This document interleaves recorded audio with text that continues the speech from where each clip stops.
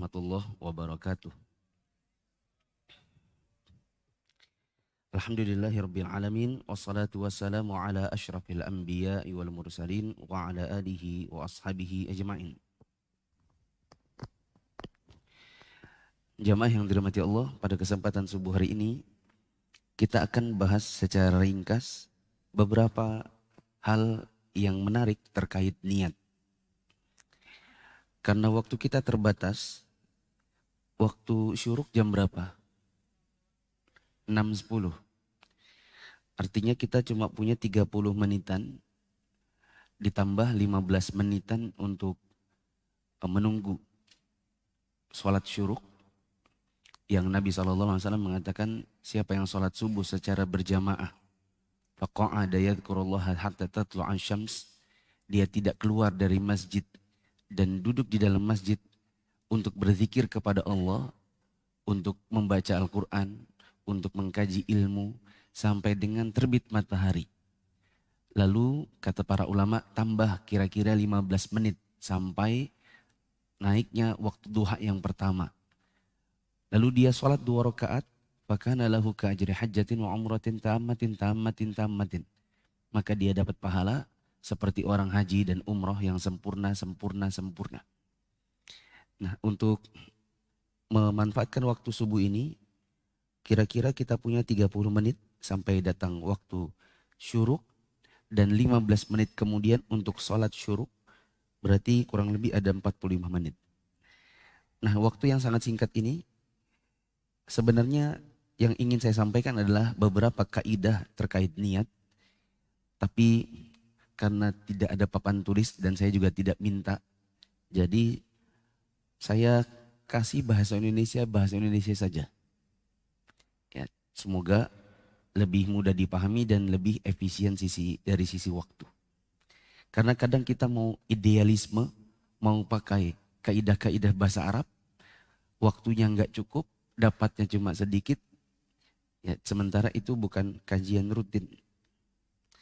Taib, langsung saja beberapa keunikan tentang niat. Pertama, dalam beribadah, niat baik saja tidak cukup. Sebagian orang mengatakan yang penting kan niatnya. Kalau kita bertanya, Bapak, kenapa kok ada baca Quran tengah malam saya dengar? Di rumah tadi malam itu rame banget sampai jam 2. Oh iya Mas, kami itu ada anak yang ulang tahun. Jadi kami tadarusan tadi malam sampai jam 2. Oh gitu.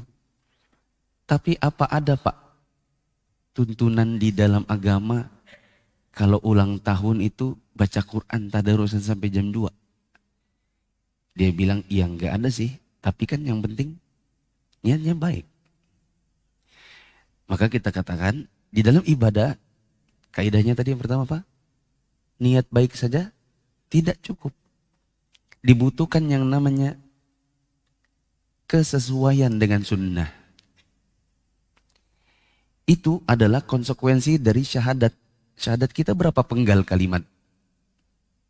2. Syahadat yang pertama itu adalah konsekuensi dari niat baik, yaitu ikhlas karena Allah. Syahadat yang kedua itu konsekuensinya adalah beribadah nggak cukup hanya dengan niat baik saja, tetapi harus ada kesesuaian dengan sunnah Rasulullah Sallallahu Alaihi Wasallam.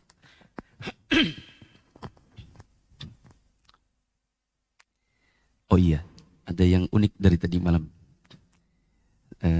Kadang kalau saya ngajak interaksi jamaah, saya nanya nggak ada yang jawab. Nah, kalau saya di Balikpapan ada kebiasaan kalau saya tanya, itu jamaahnya serentak gitu.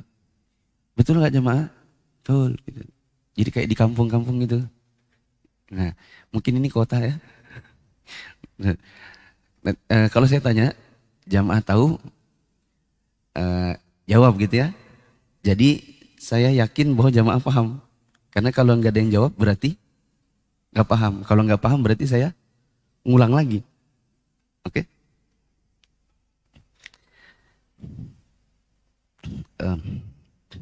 Jadi bagaimana? Jawabannya dalam beragama harus ada dua hal.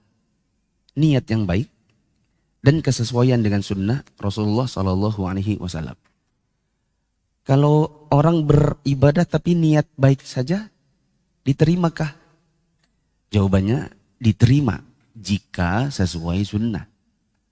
Kalau tidak sesuai dengan sunnah Nabi, maka dapat capek aja.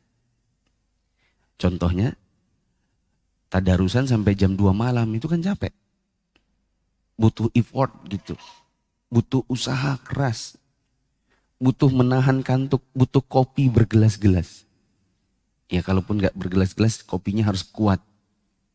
Begitu.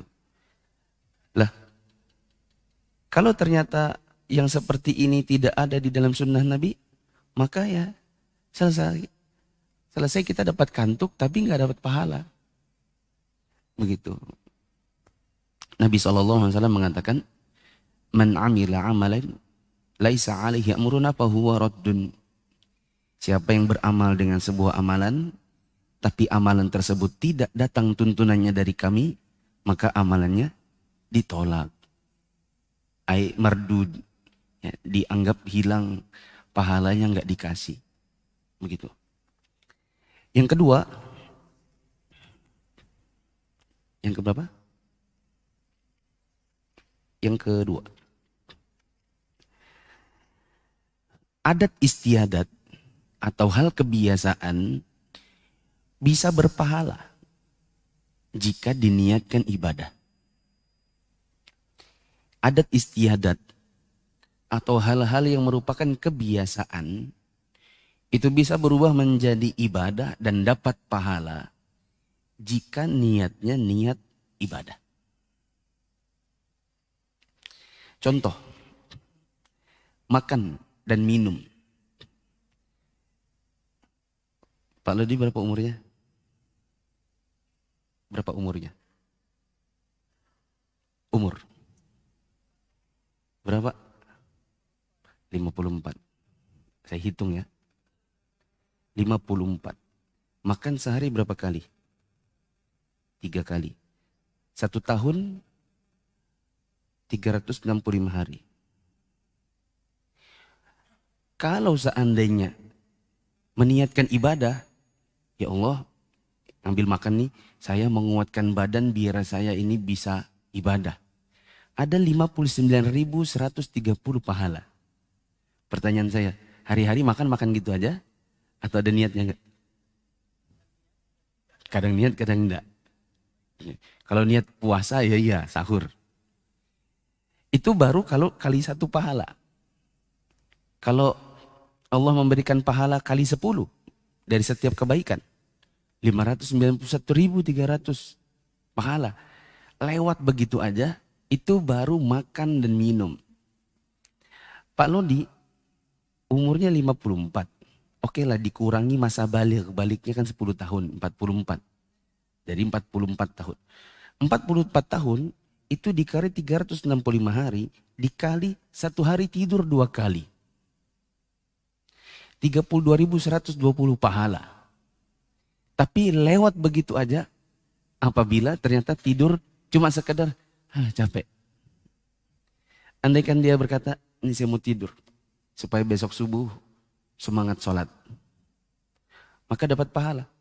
Cuma karena nggak ada niatnya, maka itu sekedar kebiasaan saja. Yang tidak menambah timbangan kebaikan. Contoh yang lain, jalan-jalan antar anak sekolah.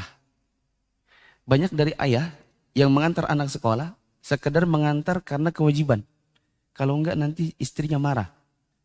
Sekedar begitu saja. Coba anaknya 1 tahun sekolah berapa hari? Ya, 365 dikurang hari minggunya adalah 52, 313. 313 pahala. Tapi lewat begitu saja karena tidak diniatkan ibadah. Contoh yang lain adalah pakai jam tangan. Sebagian orang atau bahkan mungkin kebanyakan orang pakai jam tangan itu karena merasa ini fashion. Sesuatu yang kalau nggak ada di tangan kurang. Hmm, Aduh, ada yang kurang jam tangan tuh kurang kece. Jadi niatnya adalah ke kekerenan. Tapi kalau seseorang mengatakan saya mau pakai jam tangan karena niat saya adalah untuk menjaga waktu, apalagi waktu sholat. Supaya saya di jalanan tahu, oh sekarang jam sekian, asarnya jam sekian. Kalau saya ke sana sekian menit, sampai nggak ya? Sholat di sini, apa sholat di sana ya? Dia memakai jam untuk melihat waktu, terutama waktu-waktu ibadah. Maka dia dapat pahala dari pakai jam tangan. Bahkan dia tidak apa-apa dia mengatakan, ya Allah, ini aku satu kali beli jam tangan untuk seumur hidup ya. Deposit, pokoknya aku setiap kali pakai jam, tolong ya Allah aku diberi pahala. Nah akhirnya ada dua orang sama-sama pakai jam tangan, yang satu dapat pahala, yang satu yang tidak. Antum punya anak kecil, atau anak kecilnya orang, gitu. Anaknya orang yang masih kecil. Kalau lucu kan kita pengen gendong gitu. Siapa namanya? Gitu kan digendong. Kadang kita cium. Nggak izin lagi. Ya. Anaknya orang kita gendong. Ada orang menggendong karena lucu. Ada orang menggendong karena cari pahala. Dia bilang kalau saya menggendong anak ini mengikuti sunnah Nabi. Karena pernah ada sahabat yang mengatakan, ya Rasulullah saya punya anak sekian banyak. Nggak ada tuh yang saya pernah cium. Maka Nabi mengatakan, siapa yang tidak mengasihani, siapa yang tidak menyayangi, tidak disayangi. Jadi ini adalah menggendong, mencium anak kecil untuk cari pahala. Begitu. Hal yang ketiga,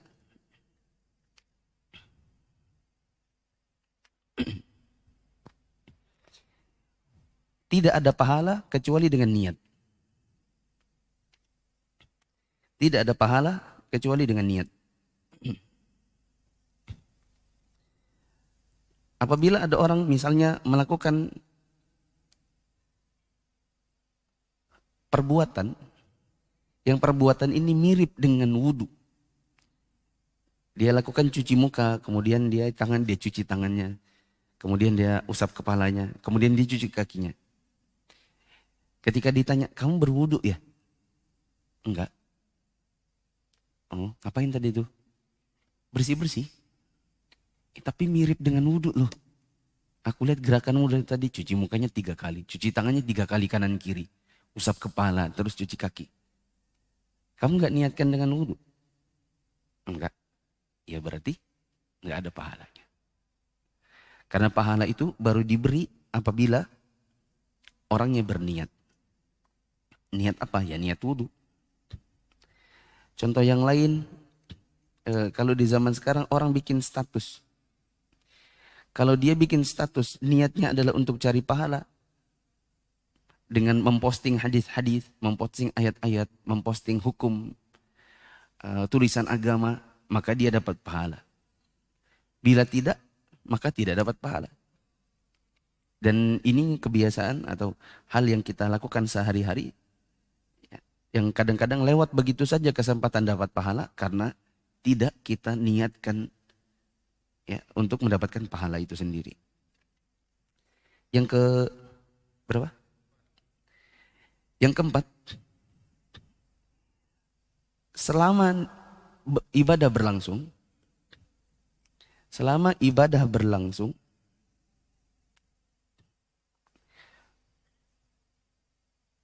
adanya niat sampai akhir merupakan syarat sah.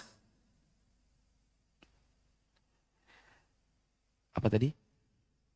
Selama ibadah berlangsung, adanya niat sampai akhir merupakan syarat sah. Syarat sah. Contoh, Bapak nggak nyatet? Oh ngerekam, oh ya. Oh nanti di rumah disalin, bagus. Apa tadi? Selama ibadah berlangsung, adanya niat sampai akhir merupakan syarat sah. Contoh, kita berwudu,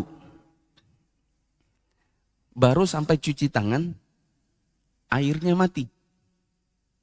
Baru cuci tangan, loh, kok kecil airnya? Waktu tangan kiri, ya habis airnya. Lalu dia berkata, gimana ya cari air? Oh, di lantai 2 ada nggak ya? Mungkin di lantai 2. Sepanjang jalan dia menaiki tangga menuju ke lantai 2, niatnya dia putus. Dia katakan, nanti kalau ternyata di atas ada air, saya mau ngulang dari awal.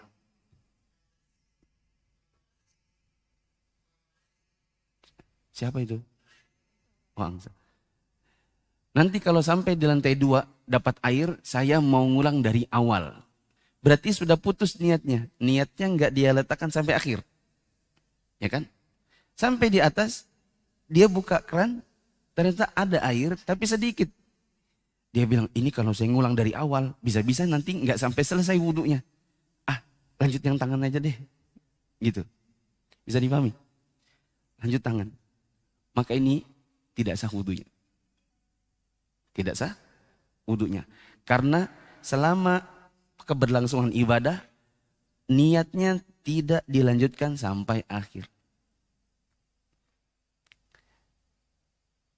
Saya ulang sekali lagi. Karena jamaah mungkin kayaknya bingung. Bingung atau enggak? Bingung. Ada orang wudhu. Sampai sini paham? Ya paham ya. Ada orang wudhu. Buka keran, ada air, dia cuci muka. 1, 2, 3. Ternyata airnya tiba-tiba mengecil. Baru ambil air buat tangan. 1. Waduh, udah mau habis. 2. Ya, habis. Ya, 3. Habis dah. Karena nggak ada air kan belum selesai ini wudhunya. Maka dia mencari air. Dia berpikir, oh mungkin di lantai 2 siapa tahu ada air. Nanti kalau sampai di lantai 2 ternyata ada air, aku ulang dari awal aja. Berarti niatnya sudah dia putus. Karena dia merasa akan mengulang dari awal. Berarti wudhu yang tadi di bawah, yang sudah wajah sampai tangan bagian kanan ini, dia anggap nggak ada. Berarti niatnya sudah hilang. Paham sampai sini? Lalu dia naik ke atas, dia buka keran, benar ada air, tapi kecil juga ternyata.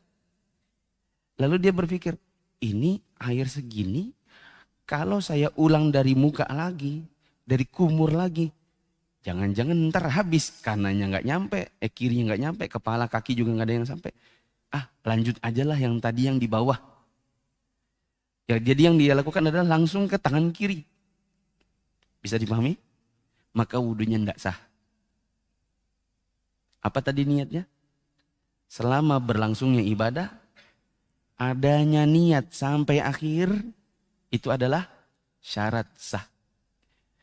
Karena niat yang di lantai 1 tadi dia sudah putus, dia pikir dia akan mengulang, ternyata di atas juga sudah nggak ada air. Maka dia harus cari air lagi dan diulang dari awal. Sampai sini paham?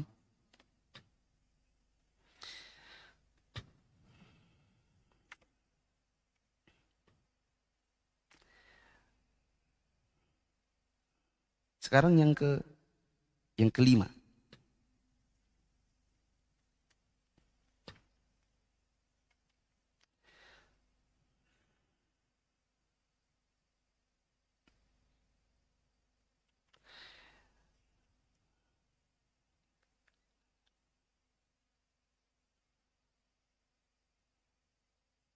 Niat yang baik.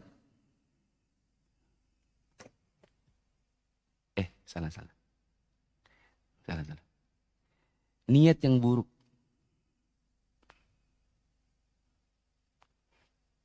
Niat yang buruk. Tetap, maaf ulang lagi. Niat yang buruk. Yang tidak jadi dilakukan. Yang tidak jadi dilakukan. Tetap dapat dosa. jika tetap dapat dosa jika batalnya karena tidak bisa dikerjakan.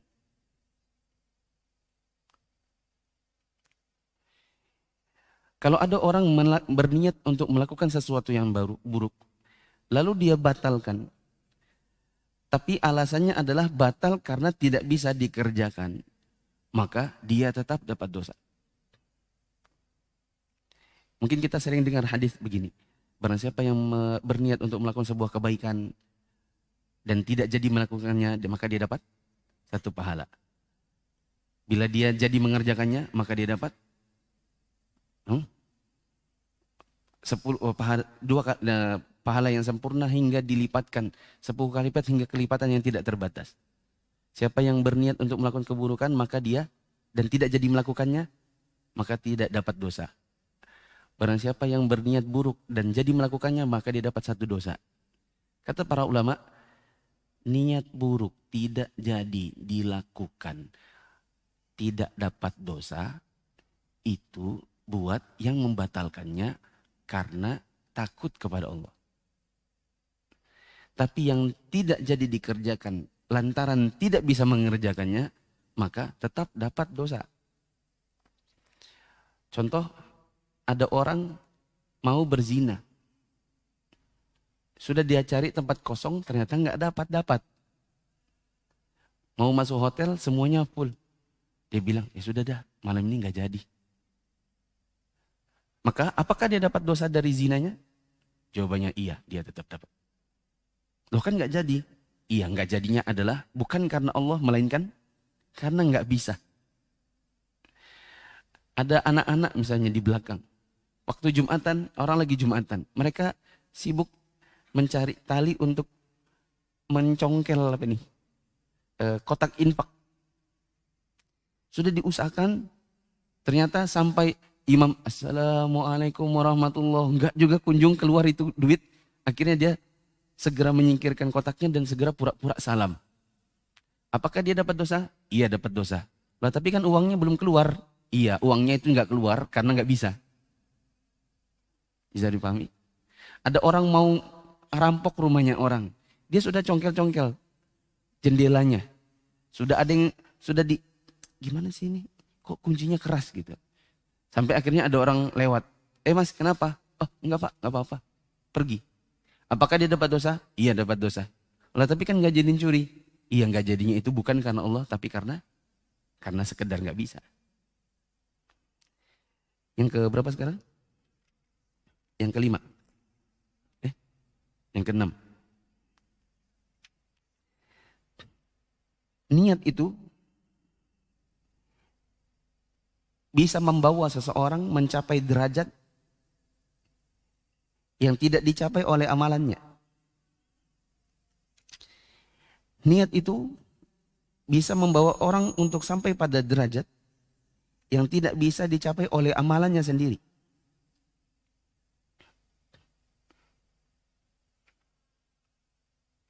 Ya. Ini sebagaimana hadis yang tadi. Nabi SAW mengatakan, Innallaha katabal hasanati wa sayyiati tsumma bayyana dzalik. Faman hamma bi hasanati falam ya'malha katabahu Allahu 'indahu hasanatan kamilah. Fa in huwa hamma biha fa 'amilaha katabahu Allahu lahu 'indahu 10 hasanatin ila 700 dha'fin ila adhafin katsira. Wa man hamma bi sayyi'atin falam ya'malha katabahu Allahu 'indahu hasanatan kamilah. Fa in huwa hamma biha fa 'amilaha katabahu Allahu lahu sayyi'atan wahidah. Siapa yang berniat untuk melakukan sebuah kebaikan lalu tidak jadi melakukannya, maka Allah akan catat 1 kebaikan. Bila dia jadi mengerjakannya, maka diberikan pahala 10 kali lipat hingga 700 kali lipat hingga kelipatan yang tidak terbatas. Kemudian barang siapa yang berniat untuk melakukan sebuah keburukan dan tidak jadi mengerjakannya, maka tidak ada dosanya. Tapi balik lagi ke yang nomor berapa tadi? 5. Apa? Apakah dapat dosa? Dapat dosa jika sekedar tidak jadi mengerjakannya karena tidak bisa. Barang siapa yang melakukan keburukan, berniat melakukan keburukan, dan jadi mengerjakannya, maka dia dapat 1 dosa. Ya. Nah, Nabi SAW mengatakan kalimat ini, atau hadis ini, sebagai landasan kaidah yang keenam barusan. Apa kaidahnya? Niat bisa membawa orang untuk mencapai sebuah derajat yang tidak dicapai oleh amalannya sendiri. Maksudnya adalah tidak jadi mengerjakannya, tapi tetap dapat pahalanya. Gara-gara niatnya, orang itu mencapai pahala, yang pahala itu tetap dia dapatkan meskipun amalannya belum dikerjakannya. Begitu. Contoh, ada orang berkata, nanti insya Allah saya mau bawa uang ini buat dimasukkan kotak infak. Qadarullah ternyata dia kecelakaan di jalan, wafat. Apakah uang yang tadi dia bawa dan tidak jadi masuk kotak infak dapat pahalanya? Jawabannya iya. Kok bisa begitu? Karena kaidah keenam, apa tadi bunyinya? Niat itu bisa mengantarkan seseorang untuk mencapai sebuah derajat yang tidak bisa dicapai oleh amalannya. Amalannya belum terkerjakan. Uangnya masih di kantongnya, belum masuk di kotak infak. Tapi dia sudah sampai pada pahalanya. Karena apanya? Karena niatnya. Begitu. Saya dulu kecil pernah naik becak sendiri. Kelas 1 SMP. Di Jogja. Ya, terus saya ketiduran. Saya bilang, Pak, nanti sampai di Patang Puluhan. Apa gitu lah, saya tidak ingat nama daerahnya. Di Jogja. Saya naik sendirian. Terus saya ketiduran. Ya, naik becak di kayu kan enak. Lama-lama saya ketiduran. Maksud saya terbangun, sudah kebablasan. Udah gitu turunan lagi. Terus saya bilang, Pak, stop. Ini sudah sampai mana? Saya enggak tahu, adiknya tidur. Oh, tunggu Pak, saya turun dulu lihat. Oh, keterusan Pak. Keterusan. Sebenarnya kan salah saya. Ya. Akhirnya kita balik dan jalannya nanjak. Saya tuh sebenarnya kasihan bapaknya itu nanjak. Mengayuh sepeda gitu. Lambat sekali. Saya bilang, turun enggak? Turun enggak? Turun aja. Kasihan bapaknya. Dan hati yang lain, enggak usah turun. Bapaknya juga enggak suruh turun. Gitu kan. Jadi saya itu turun enggak? Turun enggak? Enggak lama sampai di puncak, turun. Udah di puncak. Gitu kan. Nah, setelah pulang, saya bertanya kepada guru saya, itu dapat pahala enggak ya? Jawabannya, semoga dapat pahala. Kenapa? Ada niat yang baik yang mau dikerjakan. Cuman enggak jadi dikerjakan karena ada faktor-faktor yang lain. Ya semoga jadi catat pahala. Begitu. Sekarang yang ke berapa? Ketujuh. 5 menit jelang isyraq nih.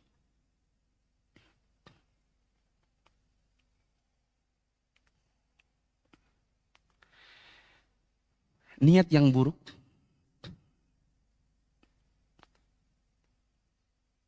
mendatangkan dosa meskipun zohirnya seolah-olah tidak dosa. Meskipun seolah-olah zohirnya tidak dosa.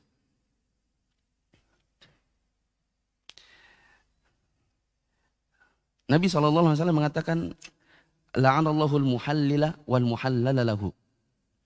Allah melaknat yang muhallil dan yang ditahlil untuk dirinya. Begini contohnya. Ini Ina nikah sama Dodi. Sudah talak 3. Udah talak 3. Talak rujuk, talak. Berarti mereka harus pisah. Dan kalau mereka mau kembali lagi, si Ina harus sudah pernah menikah dulu dengan suami baru dan sudah pernah disetubuhi. Ya, tapi karena akhirnya menyesal, Dodi bilang, kita balikan yuk. Gak bisa bang. Kita sudah talak 3. Kalau mau balikan lagi, maka harus nikah dulu aku. Ya udah nanti ku carikan. Dia carilah Tono. Tono, nikahi istriku, mantanku. Tapi jangan diapa-apain. Ya, kamu tidurnya di bawah. Dan sebenarnya harus disetubuhi dulu. Ya, tapi anggaplah boleh kamu setubuhi, tapi sekali aja. Jangan banyak-banyak. Gitu. Sudah nikah? Aduh, belum nikah lagi.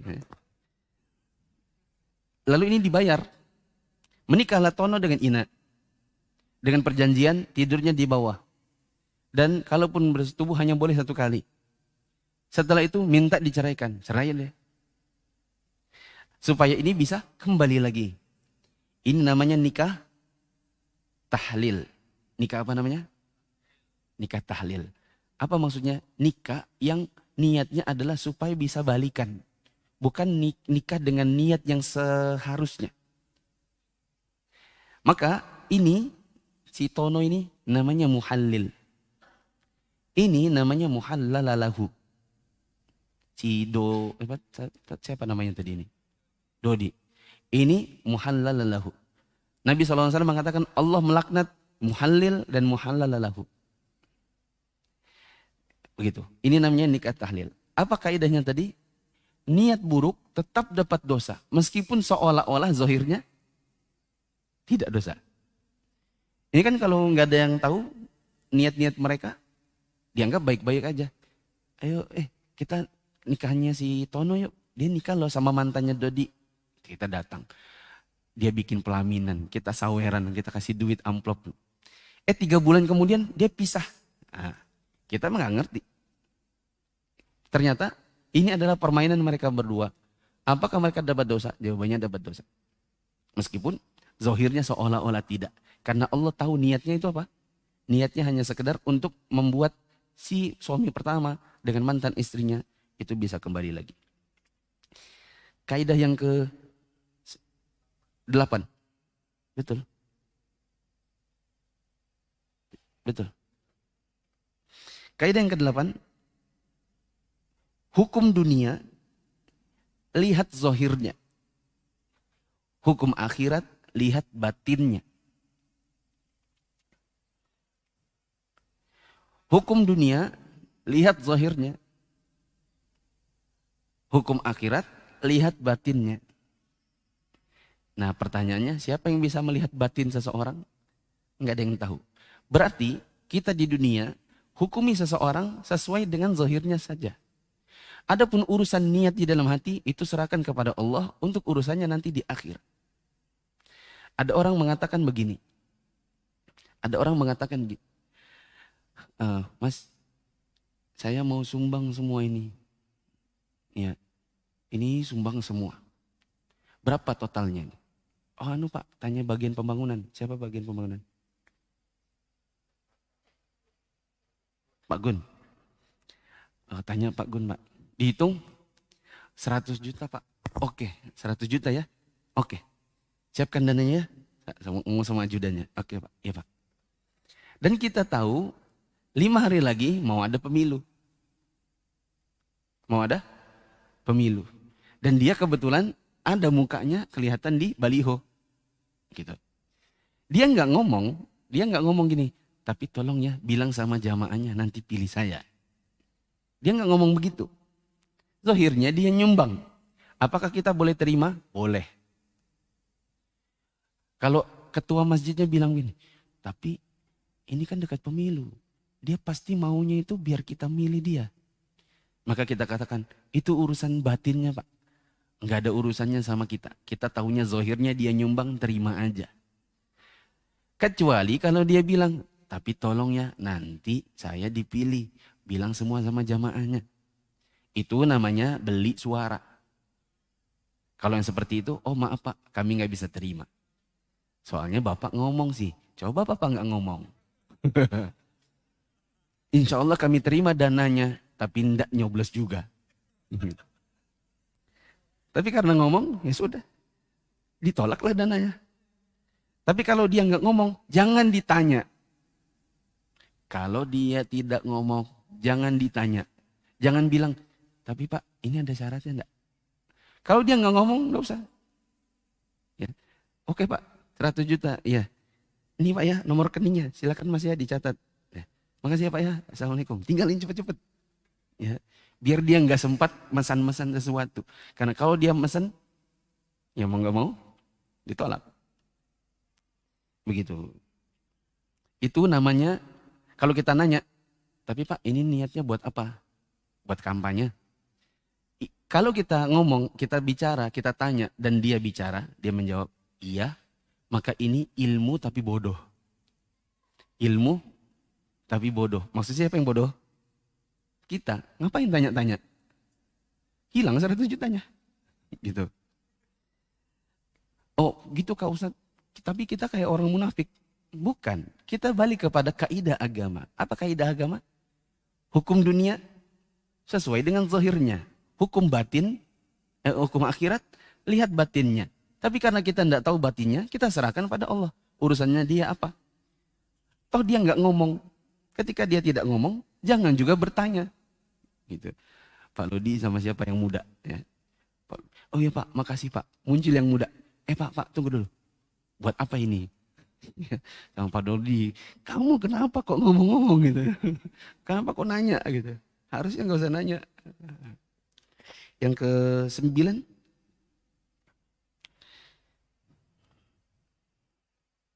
Yang ke-9. Niat di balik akad diperhitungkan. Niat di balik akad diperhitungkan. Contoh, jual beli inah. Jual beli inah. Bagaimana itu jual beli inah? Jual beli inah itu intinya adalah jual beli akal-akalan, pura-pura beli padahal sebenarnya bukan mau beli, tapi mau cari riba. Perhatikan saya. Inah itu gini. Ini Dodi, ini Tono. Tono bilang, Dot, bolehkah pinjam 5 juta aja? Waduh, buat apa? Aku mau beli sesuatu. Aduh, gimana ya? Berapa lama? Ya mungkin setahun. Waduh, 5 tahun. 5 juta 1 tahun kamu pegang uangku. Aku nggak bisa. Ya, tapi gimana ya? Aku nanti mencari untung nih. Mau jualan. Ya udah deh, gini aja. Ku jual motorku sama kamu 10 juta. Nanti kamu cicil sama aku 1 tahun. Tapi nanti ku beli motormu 5 juta tapi cash. Lah, aku ini ngomong sih Tono. Aku ini kesini mau pinjam uang, bukan mau jual motor. Malah mau beli motor, gimana sih kamu ini? Nah tenang aja gini. Ini motorku. Ku jual padamu 10 juta. Ini motor ya, bukan handphone. Ku jual padamu motorku 10 juta. Secara kredit 1 tahun. Oke? Ya, oke. Ku beli motormu. Benar gak saya tadi ngomong? Ku beli lagi motormu 5 juta cash. Salah ngomong berarti saya kayaknya. Ulang ya. Ku jual motorku kepadamu 10 juta kredit 1 tahun. Sudah, oke? Ya, kita tulis. Siapa tadi namanya ini?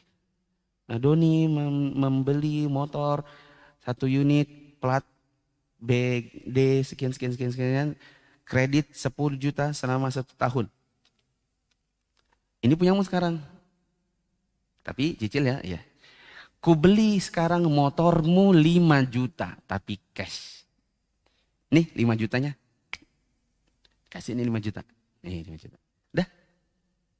Jadi sekarang kamu punya uang 5 juta. Dan kamu punya cicilan kepadaku. Motor 1 tahun 10 juta. Ini kayak jual beli gak? Iya ini seperti jual beli.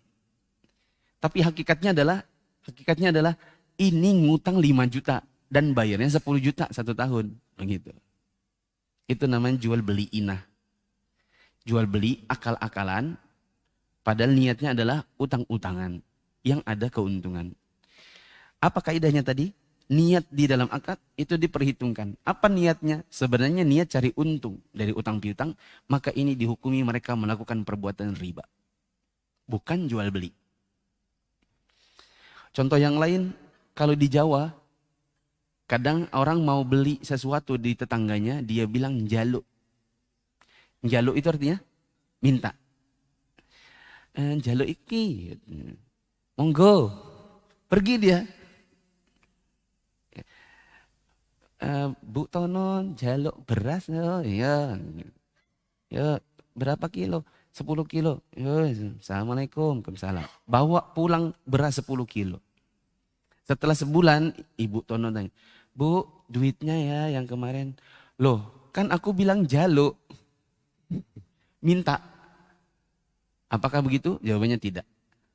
Di Jawa sana, orang bilang jaluk, minta, itu sejatinya adalah beli. Maka ini boleh nagih duitnya. Datang Ibu Tono. Dek, katanya ibu kemarin meninggal ya? Iya Bu, ibu kemarin meninggal. Oh iya, maaf ya. Ibu utang di warung saya beras 10 kilo belum dibayar. Oh, ibu saya dulu bilang apa Bu? Ya dia bilang jaluk 10 kilo. Oh kalau berarti, kalau jaluk kan berarti minta ya Bu ya? Kalau begitu nggak bisa dibayar ya Bu ya, kan minta. Ya, kita bilang niatnya ibumu dulu bukan minta, tapi beli. Yang keberapa sekarang?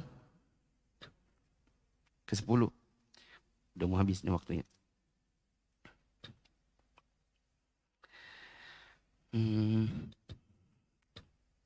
Niat itu bisa mengkhususkan yang umum dan mengumumkan yang khusus. Niat itu bisa mengumumkan yang khusus, bisa mengkhususkan yang umum. Contoh, ada orang punya 4 istri. Terus dia takhbib, selingkuh. Selingkuh dengan orang. Dengan perempuan. Si perempuannya bilang, aku nggak mau gini terus mas. Aku nggak mau dibilang pelakor. Aku maunya dinikahi. Tapi aku udah punya 4 istri dek. Ceraikan salah satu. Sekarang juga. Dia bilang, oke, ku ceraikan salah satu dari istriku. Yang mana? Itu umum. Niatnya di hati si yang paling tua. Maka yang diterapkan hukumnya adalah pada yang tua. Karena lafaznya umum, salah satu dari istriku, nggak tahu yang mana, tapi niat di hatinya adalah istri yang paling tua yang sudah tidak disukainya. Maka yang diterapkan adalah untuk istri yang paling tua. Tapi jangan dipraktekkan ya. Ini haram ini. Ya, ini cuma contoh, bukan disuruh melakukan. Contoh yang lain, kalau di Lubuk Linggau ada nggak perumahan? Ada satpamnya. Nah, satpamnya kita kan nggak tahu dia itu muslim atau tidak. Karena banyak satpam itu dibuang jenggotnya. Coba kalau satpamnya berjenggot dan berpeci, kita tahu, oh muslim nih. Kita assalamualaikum pas kita lewat. Ya, mau kemana Pak? Ke blok D. Rumahnya Pak ini. Oh ya ke sana. Tapi karena hilang jenggotnya dan dia juga nggak pakai peci, kita nggak tahu ini muslim atau bukan ya. Kita lewat. Kita ngomong apa? Kalau kita bilang assalamualaikum, takutnya ternyata kafir. Kalau kita bilang pagi, takutnya dia muslim. Jadi kita ngomong apa? Jawabnya tetap salam.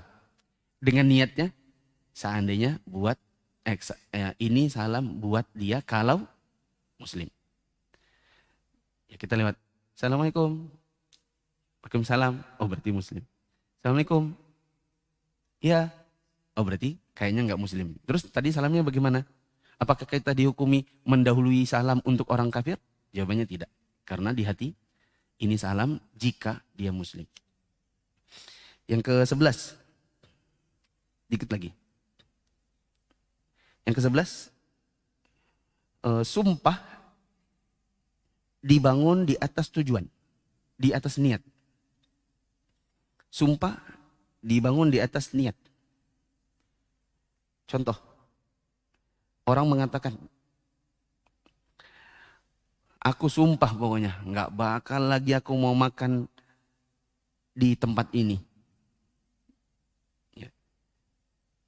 Dia sumpah tidak mau makan di tempat itu lagi. Tapi niatnya adalah karena waktu itu dapat pelayanan buruk.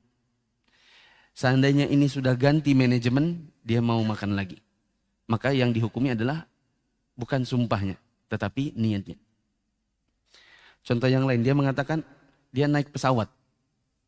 Dan pesawat ini dikenal suka delay. Dia berkata begini, wah kalau kayak gini terus sumpah aku gak bakal lagi naik pesawat ini. Tapi yang dia maksud adalah, aku gak bakal niat naik pesawat ini lagi jika harganya sama-sama yang lain. Kalau harganya dia tetap lebih murah, ya tetap aja aku di sini gitu. Ternyata dia cari yang murah. Atau dia bilang, pokoknya aku gak bakal lagi, sumpah gak bakal naik pesawat ini lagi. Tapi dalam hatinya, kecuali kalau terpaksa. Suatu hari, dia mau beli tiket. Yang paling murah, yang waktunya paling bagus adalah pesawat itu. Waktu dia mau beli, istrinya bilang, ayah ingat ya, ayah pernah bersumpah. Kalau enggak nanti dapat kafarat loh kalau dilanggar. Ayah sudah sumpah gak bakal naik pesawat ini lagi. Maka ayahnya bisa bilang, iya aku sumpah waktu itu adalah kalau harganya tidak lebih murah dari yang lain. Kalau dia lebih murah ya aku tetap aja naik ini. Gitu. Jadi itu niat, sumpahnya juga bisa dibangun di atas niatnya.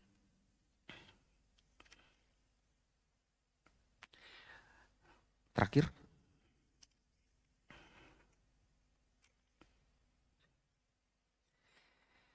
Terakhir. Keberapa ini? Ke-12. Kiasan, kata-kata kiasan butuh niat.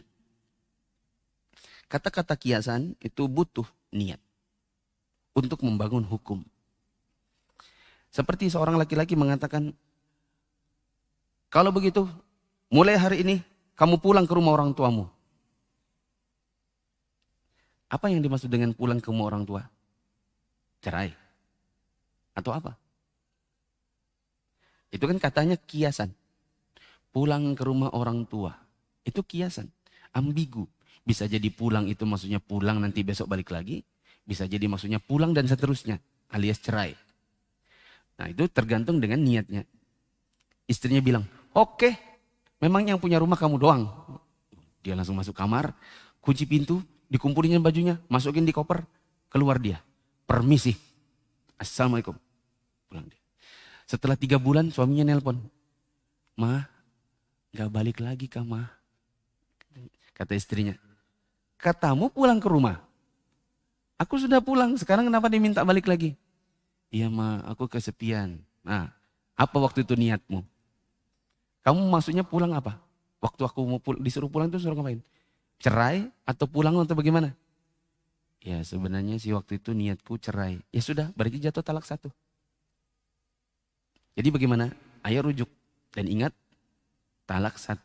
Dan ini, tadi saya bilang 3 bulan ya. Oh, katanya, maaf ya, saudara terlambat. Saya sudah 3 kali haid. Kamu gak mikir, ini sudah 3 bulan, saya sudah 3 kali haid. Sudah habis masa iddahnya. Kalau mau balik lagi, nikah lagi. Mahar baru, akad baru. Ternyata niatnya, istrinya pengen dapat mahar baru. Gitu. Kalau mau balik lagi, 1 kilo emas. Demikian, subhanakallahumma wa bihamdika, asyhadu an la ilaha illa anta, astaghfiruka wa atubu ilaik. Wassalamualaikum warahmatullahi wabarakatuh.